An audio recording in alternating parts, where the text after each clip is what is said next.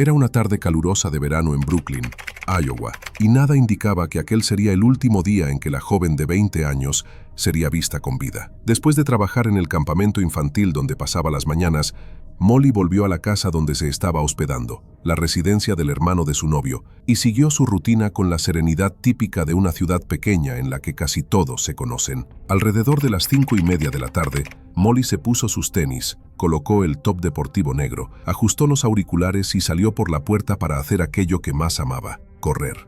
Esa carrera diaria era casi un ritual para ella, un momento de paz, un espacio para respirar lejos de las responsabilidades y del ruido del mundo. Nada en ese gesto parecía fuera de lo normal. Nada en ese inicio de trayecto sugería que algo terrible se acercaba. Mientras avanzaba por el vecindario, algunas personas la vieron pasar, siempre simpática, siempre concentrada. Su ruta habitual se desarrollaba por las mismas calles tranquilas, los mismos jardines bien cuidados, las mismas casas que durante años habían sido testigos de su presencia allí. Pero lo que Molly no sabía, y nadie percibió en ese instante, era que alguien observaba sus movimientos con atención perturbadora. Alguien que había notado sus hábitos desde hacía algún tiempo. Entre 7:30 y 8 de la noche, algo ocurrió. No hubo gritos registrados, ni testigos directos que relataran un ataque. Lo que existió fue un momento en el que la joven, que debería regresar justo después de la carrera, simplemente dejó de responder mensajes y llamadas. A las 10 de la noche, cuando su novio, Dalton Jack, intentó llamarla por FaceTime para ver una película juntos, el silencio fue la primera pista de que algo estaba mal. Aún así, era solo una molestia, nada que sugiriera un peligro inmediato. A la mañana siguiente, sin embargo, el escenario cambió completamente. Molly no apareció para trabajar en el campamento infantil, algo que jamás haría sin avisar. Su teléfono iba directo al buzón de voz. Los familiares intentaron contactarla varias veces, sin éxito. Dalton volvió corriendo a la ciudad y encontró la casa organizada, los perros bien, sus pertenencias en su lugar, cartera, lentes de contacto, computadora. Solo faltaban 3 cosas: Molly, su celular y la ropa de correr. A las 5:30 de la mañana del día 20 de julio, 36 horas después de que ella saliera a correr, la familia Tibbetts finalmente reportó su desaparición al sheriff del condado de Poweshiek. A partir de ese instante, el caso dejaría de ser solo una preocupación familiar y se convertiría en uno de los misterios más intensamente investigados de la historia reciente de los Estados Unidos. Las autoridades de Poweshiek iniciaron lo que al principio parecía solo una búsqueda típica de ciudad pequeña. Llamadas, preguntas en las casas vecinas, verificación de los lugares que Molly frecuentaba. Sin embargo, conforme avanzaban las primeras horas, la impresión de que ella pudiera simplemente haberse ido a algún lugar sin comunicarlo comenzó a desaparecer. Cada pista que la familia esperaba encontrar, un vestigio, un testigo, un objeto dejado atrás, parecía simplemente no existir. La residencia donde Molly se estaba hospedando fue registrada minuciosamente. Nada se encontraba fuera de lo común: cama arreglada, pertenencias en su lugar, computadora sobre la mesa. Lo que llamaba la atención no era lo que había, sino lo que faltaba. Su celular y la ropa de correr habían desaparecido junto con ella. Para los investigadores experimentados que llegaron al lugar, eso decía mucho. Molly no desapareció en medio de una actividad inesperada. Ella había desaparecido durante el recorrido exacto de la carrera. La comunidad, profundamente afectada, reaccionó con una rapidez casi instintiva. Grupos de habitantes salieron por las calles, senderos y áreas rurales próximas, llamando el nombre de la joven, revisitando cada esquina, cada espacio donde ella podría haber parado o pedido ayuda. Autos recorrieron caminos vecinales. Drones sobrevolaron las áreas externas de la ciudad. Era como si, por algunas horas, todo Brooklyn estuviera sostenido por la esperanza de que ella simplemente aparecería, cansada, asustada o desorientada, pero viva. Las autoridades, sin embargo, sabían que los minutos se estaban convirtiendo en horas críticas. La falta de evidencias visibles ya sugería algo más grave que una simple desorientación. El FBI fue convocado temprano, algo inusual para una desaparición reciente, pero justificable por la ausencia total de pistas. El caso rápidamente superó las fronteras de una investigación local y se convirtió en un esfuerzo coordinado entre diversas agencias. Dalton Jack, novio de Molly, volvió inmediatamente a la ciudad para colaborar con las búsquedas. Entregó su celular a las autoridades, explicó su rutina de aquel día, mostró los mensajes intercambiados con ella. La última interacción entre ambos, una foto que él le había enviado alrededor de las 7:45 de la noche, hacía la línea de tiempo más precisa, pero también más angustiante. ¿Ella había visto ese mensaje?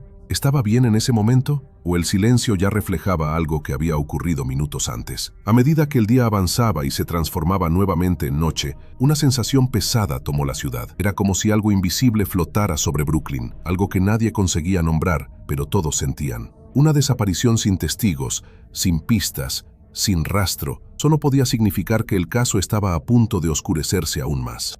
Con las primeras 24 horas superadas, los investigadores decidieron montar una línea de tiempo rigurosa, casi quirúrgica. Cada minuto del final de la tarde del 18 de julio necesitaba ser reconstruido. Fue en ese proceso que percibieron pequeños intervalos que no encajaban perfectamente, como rendijas en una puerta que antes parecía cerrada. La hora en que Molly salió a correr, los minutos en que fue vista por última vez, el momento exacto en que dejó de responder el celular, todo pasó a ser analizado como piezas de un reloj roto. La reconstrucción inicial apuntaba a algo consistente. Alrededor de las 7:30 de la noche, vecinos afirmaban haber visto a la joven corriendo por la región de Boundary Street. Algunos recordaban el color de la ropa deportiva, otros decían haberla visto pasar cerca de casas juntas a campos abiertos. Nada discrepaba hasta allí. Sin embargo, cuando los investigadores cruzaron esos relatos con datos digitales, surgió una sombra. El celular de Molly, que debería haber mantenido un patrón de desplazamiento durante la carrera, mostraba una caída abrupta en la actividad poco después. No era común que ella quedara incomunicada. Molly enviaba mensajes con frecuencia, respondía rápidamente y siempre avisaba dónde estaba. El silencio repentino sonaba más alto que cualquier pista encontrada hasta ese momento. Cuando el novio confirmó que su último mensaje no obtuvo visualización, los investigadores comprendieron que la desaparición probablemente había comenzado exactamente en ese intervalo aparentemente banal. Una ventana de minutos que separaba lo cotidiano de lo desconocido. A partir de ese punto, las autoridades empezaron a revisar imágenes de cámaras residenciales, timbres electrónicos y sistemas de seguridad de granjas próximas. Lo que inicialmente parecía una rutina monótona se transformó en una búsqueda de fragmentos de segundos grabados por aparatos aleatorios. La mayoría de los videos no mostraban nada relevante, solo el viento moviendo los campos, autos circulando lentamente o animales pasando. Sin embargo, siempre había la expectativa de aquel único cuadro que pudiera cambiar todo. Mientras tanto, el GPS del Fitbit de Molly, que muchos esperaban que fuera un divisor de aguas, trajo más frustración que claridad. Los datos, recuperados posteriormente, eran demasiado imprecisos para determinar el trayecto exacto. El dispositivo parecía haber registrado movimientos, pero de forma tan difusa que era imposible saber si ella continuó corriendo o si fue llevada a otro lugar. El reloj que todos imaginaban como la testigo perfecta se revelaba como otro enigma. Fue entonces cuando los detectives comprendieron que estaban lidiando con algo más intrincado que una desaparición común. La línea del tiempo, en vez de mostrar el camino hacia Molly, empezaba a disolverse, y cada segundo perdido aumentaba la sensación de que alguien, en algún lugar, estaba 2 pasos adelante de ellos. Más adelante, esa impresión regresaría con fuerza. Fue entonces cuando un nombre comenzó a surgir repetidamente en los testimonios. Un hombre que trabajaba en la región rural y cuyo vehículo habría sido visto circulando cerca del trayecto de Molly. Al principio, nadie estaba seguro de su relevancia. Podría ser solo coincidencia, un rostro común de una comunidad pequeña. Pero algo en el patrón llamó la atención de los detectives. Ese hombre era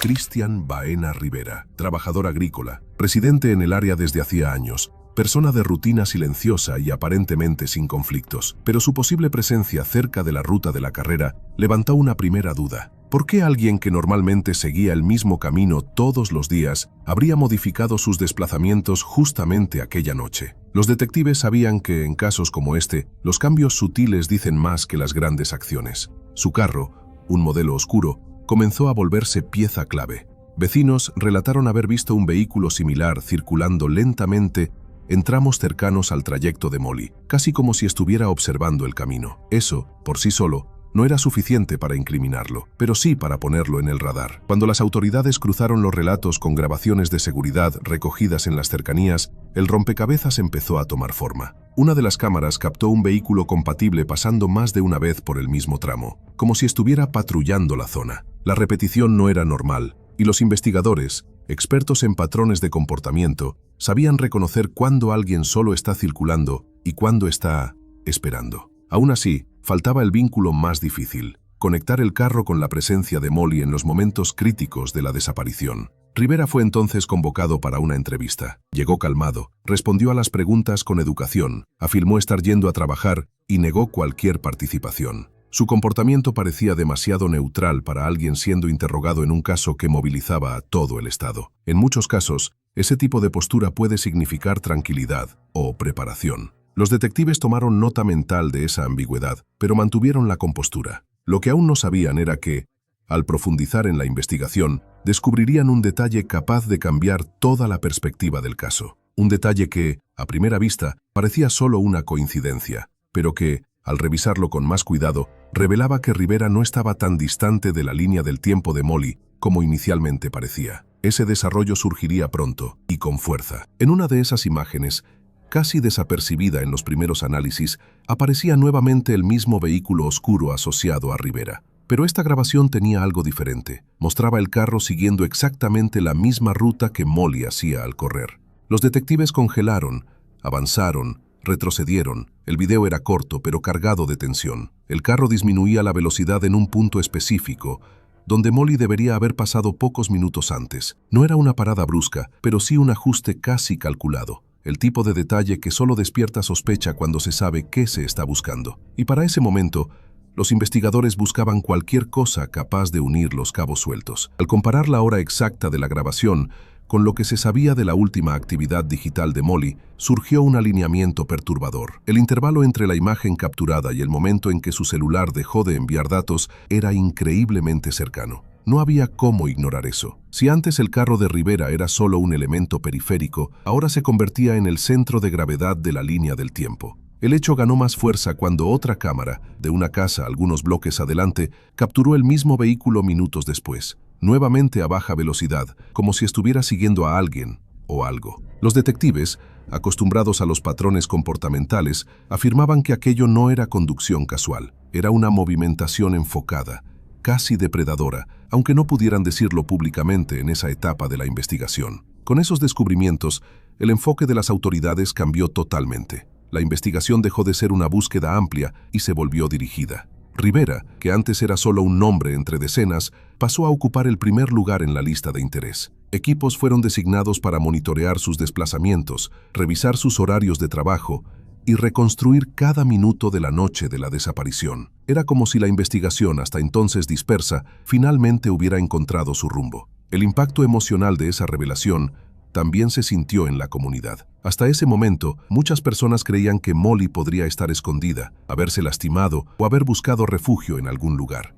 Pero cuando los rumores sobre el video comenzaron a circular, incluso sin detalles oficiales, el ambiente en la ciudad cambió. De esperanza pasó a inquietud, y de inquietud a miedo silencioso. Algo siniestro había ocurrido en esa carretera, y el caso estaba a punto de oscurecerse aún más. Fue llamado nuevamente para prestar declaración, esta vez en una sala fría y silenciosa, donde cada respuesta sería analizada con precisión quirúrgica. Al principio, igual que antes, mantuvo la calma estudiada de quien intenta controlar su propia narrativa. Pero aquella tranquilidad no duraría. Cuando los agentes pusieron sobre la mesa la grabación en la que su carro seguía el mismo recorrido de Molly, su semblante cambió. Algo casi imperceptible, pero suficiente para que los detectives notaran que la fuerza de la línea del tiempo empezaba a afectarlo. La presión aumentó cuando los investigadores presentaron datos complementarios del vehículo y del teléfono de la joven. Por primera vez, Rivera quedó sin respuesta.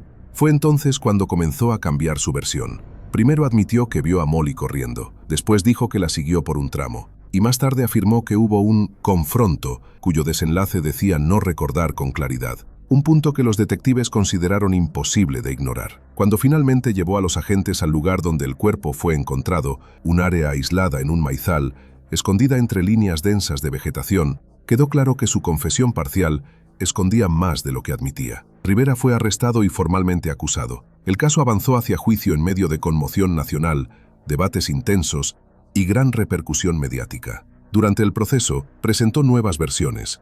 Afirmó haber sido influenciado por terceros e intentó modificar detalles clave de sus propios relatos. Nada de eso, sin embargo, resistió al peso de las evidencias. El carro, el trayecto, la ubicación del cuerpo, las inconsistencias repetidas. La cronología hablaba más fuerte que cualquier argumento. En agosto de 2021, después de un juicio intenso y seguido de cerca por todo el país, Cristian Baena Rivera fue condenado por el asesinato de Molly Tibbetts. La sentencia fue directa y definitiva. cadena perpetua sin posibilidad de libertad condicional. Así terminó uno de los casos más marcados de la historia reciente de Iowa, no con respuestas reconfortantes, sino con la certeza de que la verdad, aunque tardía, finalmente encontró su camino.